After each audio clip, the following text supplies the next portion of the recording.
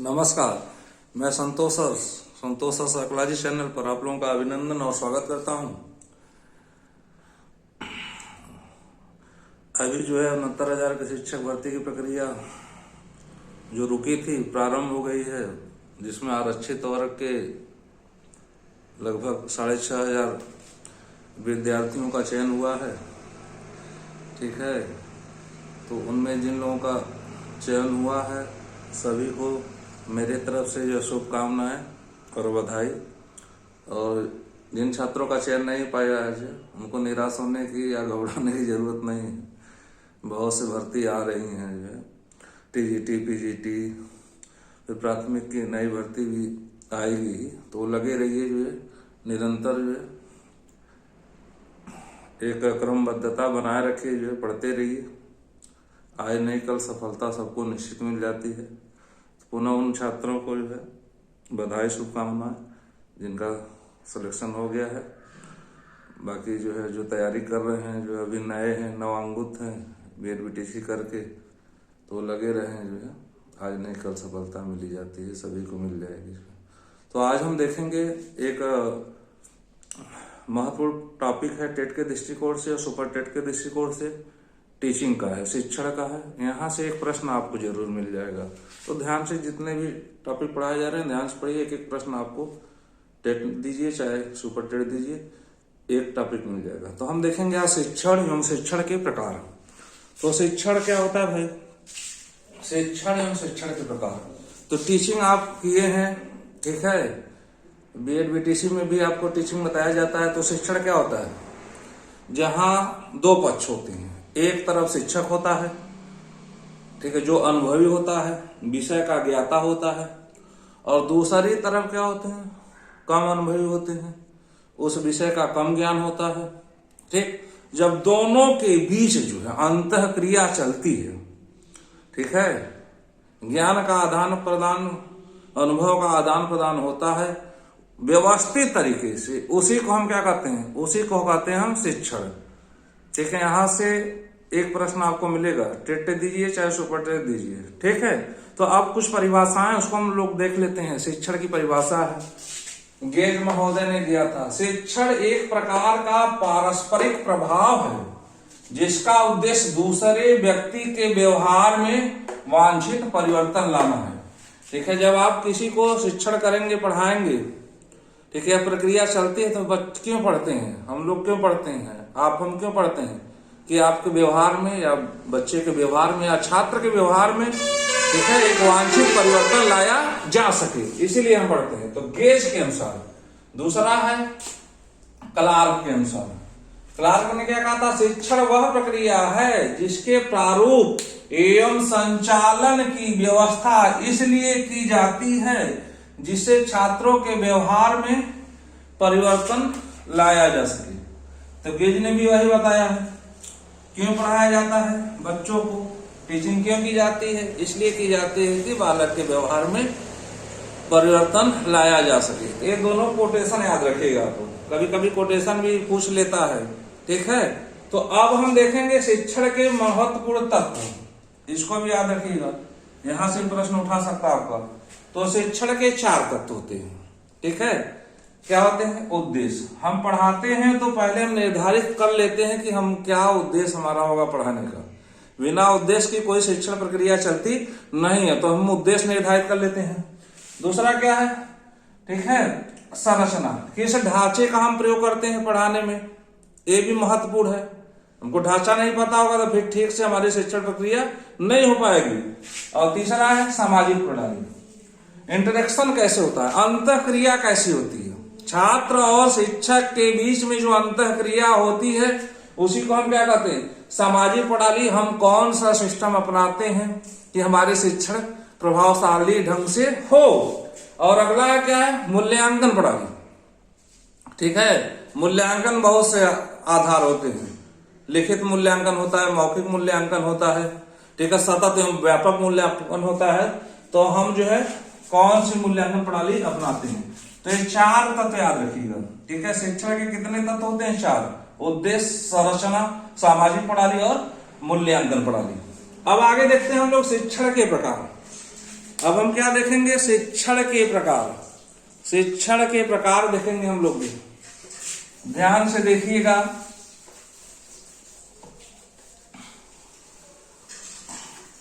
शिक्षण के कई प्रकार हैं, तो यहां से प्रश्न आपका जो है उठा लेता है।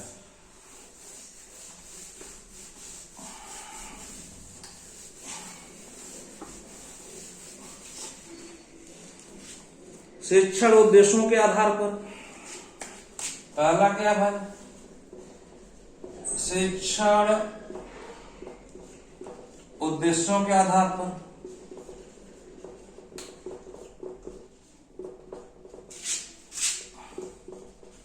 ठीक है, उद्देश्यों के आधार पर। तो उद्देश्यों के आधार पर देखिए सब तीन तीन है, तो उद्देश्यों के आधार पर कितने हैं, तीन है। कौन कौन है, ठीक है, ज्ञानात्मक, भावात्मक और क्रियात्मक, कितने हैं, तीन हैं।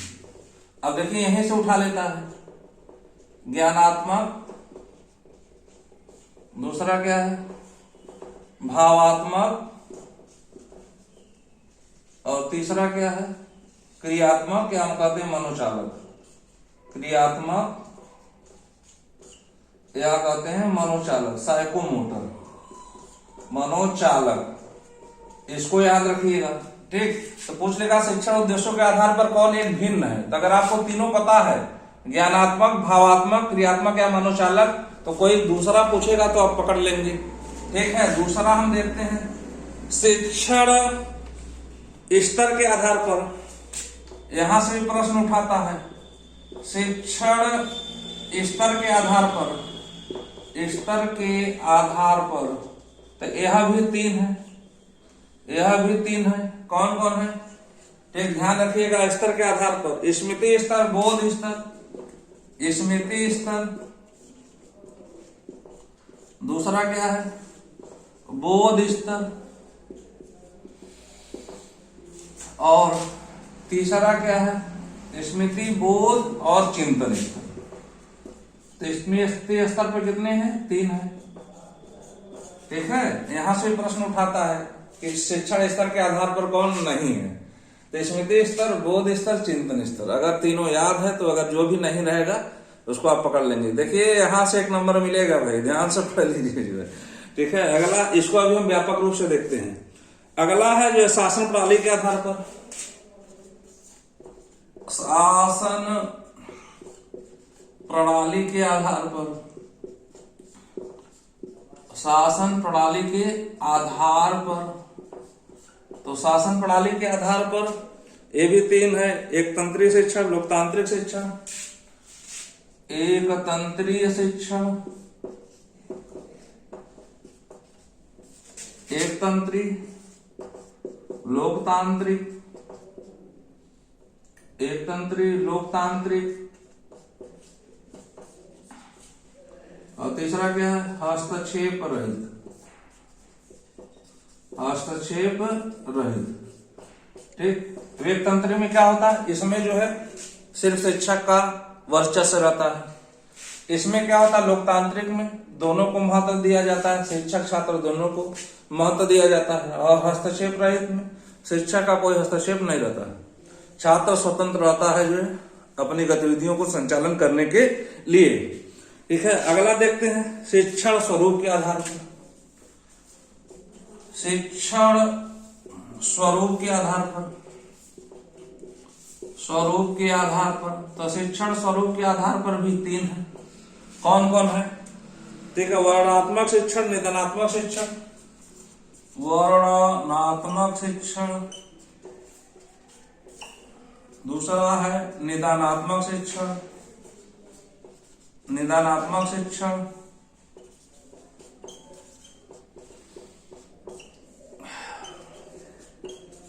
शिक्षण, और तीसरा क्या भाई, उपचारात्मक शिक्षण, उपचारात्मक, चारात्मक शिक्षण। अब देखिए, वर्णनात्मक मतलब वर्णन किया जाता है, निदानात्मक में क्या की समस्या की पहचान की जाती है, और उपचारात्मक शिक्षण में समस्या का पहचान और निदान दोनों किया जाता है। तो इसको याद रखिएगा।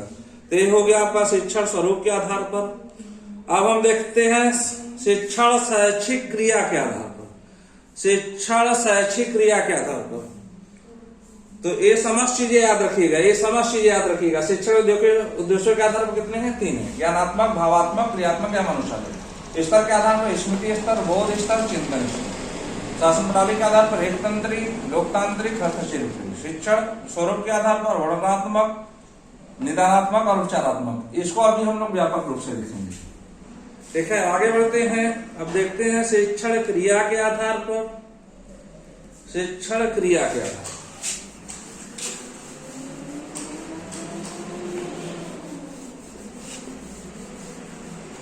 शिक्षण क्रिया के आधार पर शिक्षण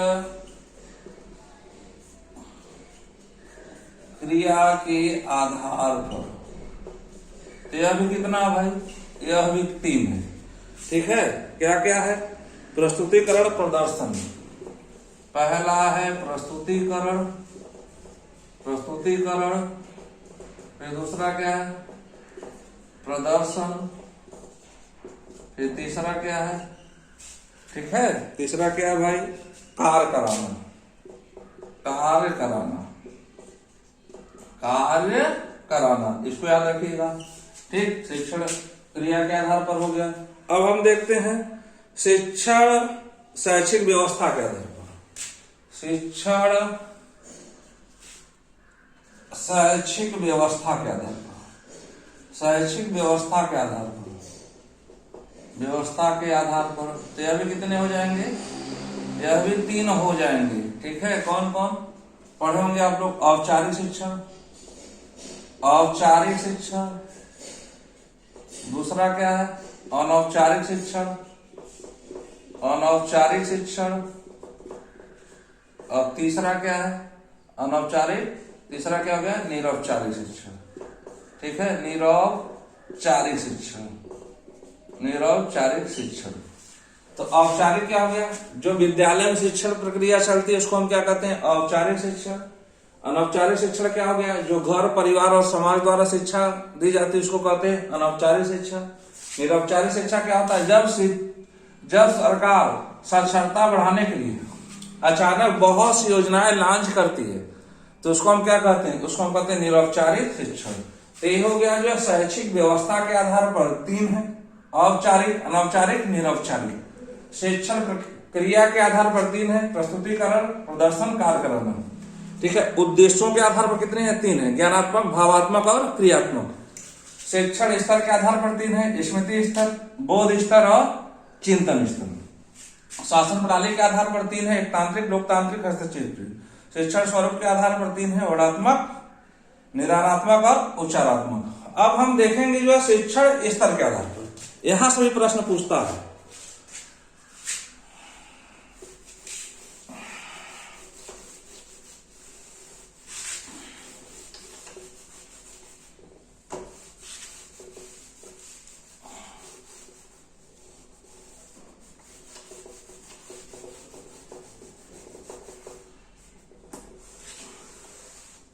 शिक्षण उद्देश्यों के आधार पर देखेंगे, लेकिन अभी हम देख लेते हैं शिक्षण स्तर के आधार पर। तो शिक्षण स्तर के आधार पर, शिक्षण स्तर के आधार पर कितने बताए गए थे भाई? आधार पर कितने बताए गए थे? 3। ठीक है, पहला क्या बताया गया था? पहला बताया गया था स्मृति स्तर। ठीक है, स्मृति। दूसरा क्या था? बोध। और तीसरा क्या था? चिंतन स्तर। ठीक है, तत्व कितने होते हैं? तत्व जो है अभी शिक्षण के तत्व कितने बताए गए थे? 4। तो स्मृति स्तर देखिए किसने दिया था? तो स्मृति स्तर दिया था हर्बर्ट महोदय ने। याद रखिएगा, हर्बर्ट की पंचपदी प्रणाली भी है। ठीक है, तो स्मृति स्तर किसने दिया था? शिक्षण की एक विधि है पंचपदी प्रणाली। कौन प्रणाली? पंचपदी प्रणाली। और वह किसकी है? हर्बर्ट की है। और स्मृति स्तर किसका है? हर्बर्ट का। देखिए स्मृति स्तर शिक्षण के किसी भी स्तर में जाएंगे तो 4 तत्व होते हैं। उद्देश्य, ठीक है, उद्देश्य। अब स्मृति स्तर का उद्देश्य क्या है? किसी चीज को याद रखना, जरूरत पड़ने पर रिकॉल करना, प्रत्यय स्मरण करना, तो ये स्मृति स्तर के उद्देश्य है। अब दूसरा आप देखे थे संरचना। संरचना, अब संरचना में जो है पंचपदीय प्रणाली जो हर्बर्ट की है, इसमें 5 पद इन्होंने बताए, तो वही संरचना फिर संरचना में भी आ गया है, स्मृति स्तर के संरचना में आ गया है। तो पहला क्या है इसमें? प्रस्तावना, दूसरा है प्रस्तुतिकरण। प्रस्तुतिकरण ध्यान से समझिए भाई, प्रस्तुतिकरण। फिर तीसरा क्या है? तुलना। और चौथा क्या है? चौथा है, ठीक है, सामान्यीकरण। सामान्यीकरण।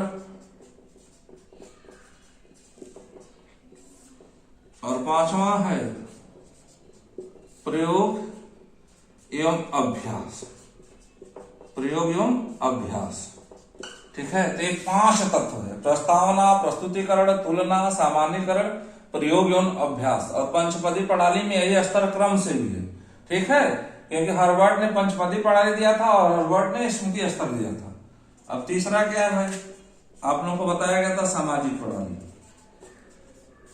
कैसे जो है छात्र और शिक्षक के बीच अंतःक्रिया होती है। और चौथा क्या है? मूल्यांकन प्रणाली। स्थिति स्तर में कैसे मूल्यांकन किया जाता है छात्रों का, मूल्यांकन प्रणाली, ठीक। तो ये क्या हो गए? स्मृति स्तर के आधार पर हो गए उद्देश्य, संरचना, सामाजिक प्रणाली, मूल्यांकन प्रणाली। तो इसको याद रखिएगा, एक क्रम से याद रखिएगा। दूसरा क्या है? बोध स्तर। दूसरा क्या है भाई? बोध स्तर है। बोध स्तर किसने दिया था? तो बोध स्तर दिया था मॉरिसन, ठीक है। बोध स्तर किसने दिया था? तो बोध स्तर दिया था मॉरिसन ने। मॉरिसन ने दिया था, इसको भी याद रखिएगा। अब देखिए इसमें भी क्या होता है? उद्देश्य। ये हो गया उद्देश्य, ठीक है। बोध स्तर का उद्देश्य क्या हो गया? संप्रत्यय का विकास करना, कंसेप्ट क्लियर करना, समझ विकसित करना, ठीक है। संप्रत्यय का विकास करना, समझ विकसित करना, कंसेप्ट क्लियर करना। अब इसमें भी क्या हो गया? दूसरा संरचना। दूसरा क्या हो गया इसमें? संरचना, ठीक। अब देखिए संरचना, जैसे इसमें संरचना में 5 है, इसमें भी है, ठीक है। कौन कौन है? इसमें भी 5 ही है। अन्वेषण। अन्वेषण पहला क्या है? अन्वेषण। अन्वेषण का मतलब होता है खोज। अन्वेषण का मतलब क्या होता है? खोज। अब जो है उसमें, इसमें दूसरा क्या है? पहला अन्वेषण, खोज। दूसरा प्रस्तुतिकरण, ठीक है, प्रस्तुत करता है, प्रस्तुतिकरण। फिर तीसरा क्या है? आत्मीकरण, ठीक है, प्रस्तुत करता है फिर अपने में अपनाता है। फिर चौथा क्या है? व्यवस्था या संगठन। व्यवस्था या संगठन, संगठन। और पांचवा क्या है? ठीक है, पांचवा है अभिव्यक्तिकरण या वाचन। अभिव्यक्तिकरण, अभिव्यक्तिकरण या वाचन, ठीक, अभिव्यक्तिकरण या वाचन। तो अब देखिए फिर तीसरा क्या है भाई? तीसरा है जो है सामाजिक प्रणाली। तीसरा क्या है? सामाजिक प्रणाली। और चौथा क्या है? वही बात है, 4 तत्व है शिक्षण के, तो मूल्यांकन प्रणाली इसमें भी हो जाएगा, मूल्यांकन प्रणाली। तो आपको क्या याद रखना है? आपको मुख्यतः ये 5 याद रखना है, ठीक है, ठीक। तो स्मृति स्तर के आधार पर शिक्षण कितने प्रकार के होते हैं? तो 3 प्रकार के होते हैं। कौन कौन? शिक्षण स्तर के आधार पर, शिक्षण स्तर के आधार पर 3 प्रकार के होते हैं: स्मृति, बोध और चिंतन स्तर। इसमें सबसे कमजोर जो है स्मृति स्तर होता है, फिर दूसरे नंबर पर बोध स्तर होता है, फिर चिंतन सर्वोच्च स्तर पर होता है, इसको भी याद रखिएगा। तो स्मृति, बोध, चिंतन हो गया। स्मृति स्तर पे जो है संरचना में 5 तत्व होते हैं, जो पंचपदी प्रणाली हर्बर्ट से लिया गया है, हर्बर्ट द्वारा स्मृति स्तर दिया है। तो प्रस्तावना, प्रस्तुतिकरण, तुलना, सामान्यीकरण, प्रयोग एवं अभ्यास। और इसमें बोध स्तर किसने दिया है? मॉरिसन ने। इसमें संरचना में भी 5 तत्व होते हैं। अन्वेषण खोज करता है, फिर प्रस्तुतिकरण करता है, फिर अपने अंदर अपनाता है, फिर व्यवस्थित करता है, संगठित करता है, फिर अभिव्यक्ति करता है या बताता है। ये 5 तत्व हो गए। तो ये भी क्रम से पूछ लेता है, कभी कभी एक क्रम से पूछ लेता है, तो इसको याद रखने की बात है, लिख के याद कर लीजिएगा। और पिछली बार जो है टेट में क्या पूछा था? पूछा था बोध स्तर और स्मृति स्तर में कौन समान है। ठीक है, बोध स्तर तथा स्मृति स्तर में कौन समान है? तो बताइए कौन समान है इसमें? ठीक, तो कौन समान है भाई? अब देखिए इसमें भी प्रस्तुतिकरण है कि नहीं? और यहां भी प्रस्तुतिकरण है, यहां भी है ना, तो यही कॉमन है। तो अब जो है बारीक अध्ययन करिएगा, व्यवस्थित अध्ययन कर लीजिए कि कोई दिक्कत ना हो। अब हम देखेंगे तीसरा, चिंतन स्तर।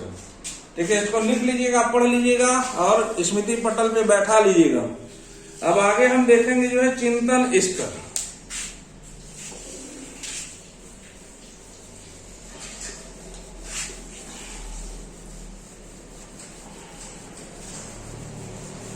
चिंतन स्तर, तो चिंतन स्तर किसने दिया था भाई? तो चिंतन स्तर दिया था हंट महोदय। चिंतन स्तर किसका है? तो चिंतन स्तर है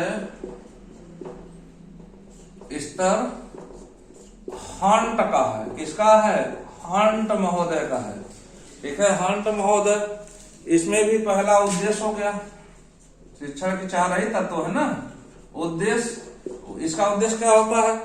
छात्रों में स्वतंत्र चिंतन का विकास करना तथा समस्या हेतु आलोचनात्मक तथा सृजनात्मक चिंतन का विकास करना। ठीक है, उद्देश्य चिंतन स्तर का एक ही होता है कि किसी समस्या का समाधान करना तार्किक एवं सृजनात्मक ढंग से।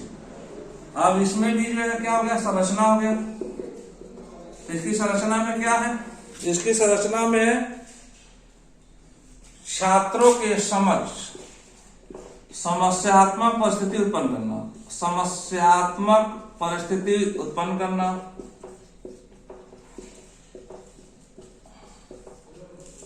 करना, फिर दूसरा क्या है?